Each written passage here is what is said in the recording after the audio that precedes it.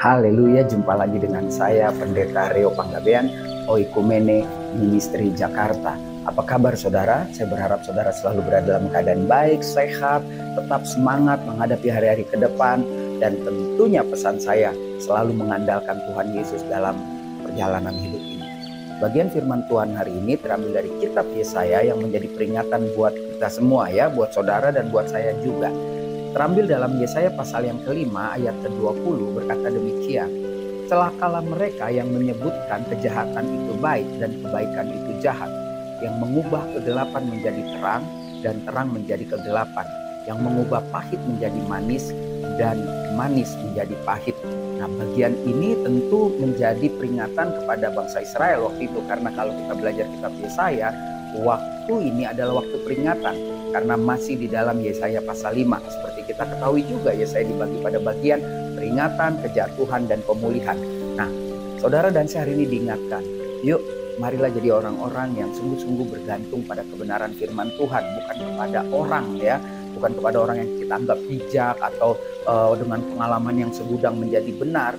Marilah kita kembali kepada kebenaran yang hakiki, yaitu firman Tuhan. Karena firman Tuhan selalu tegas, tidak memihak ke kiri ke kanan, tetapi dia mengingatkan kepada saudara dan saya, celakalah mereka yang menyebutkan kejahatan itu baik. Jadi di sini berbicara tentang hati nurani. Kalau kita tahu ini baik, maka kita harus nyatakan baik. Kalau ini tidak baik, kita harus menyatakan tidak baik. Jangan mengubah gelap menjadi terang atau terang menjadi gelap. Kalau malam ya itu namanya gelap. Nah itu kan sesuatu yang pasti. Kalau siang seperti ini ya kita nggak akan pernah bilang ini malam. Begitupun pada kehidupan nyata kita sehari-hari. Ketika kita menghadapi banyak manusia yang berbeda-beda latar belakang, berbeda-beda pendidikan, berbeda-beda pembinaannya sejak kecil sampai kita berjumpa dengan orang itu, mari tetap kita teguh, tetap kita lurus sesuai dengan firman Tuhan. Ya, kita harus nyatakan bahwa ketika kita menjadi orang Kristen, maka karakter kita harus kita paksa untuk berubah seperti Yesus. Susah Pak, iya memang susah. Saya pun juga susah mengalami mengubah karakter, mengubah masa lalu, mengubah budaya. Tetapi kita harus yakin dan bisa. Karena firman Tuhan ketika Tuhan sampaikan kepada kita, pasti Tuhan tahu kemampuan kita untuk bisa melakukannya.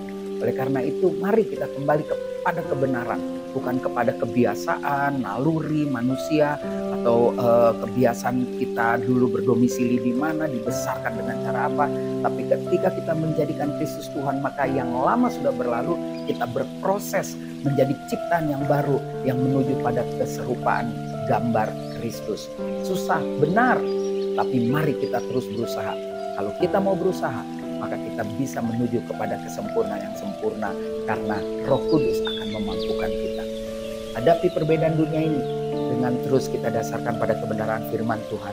Maka saya percaya jika kita memegang kebenaran di atas segala-galanya, maka kita akan melihat kemenangan yang sudah Tuhan rencanakan dalam hidup saudara dan saya.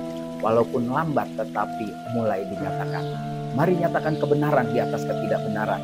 Mari nyatakan ya di atas ya, karena di luar itu dari sejahat.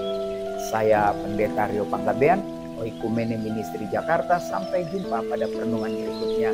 Tuhan Yesus memberkati.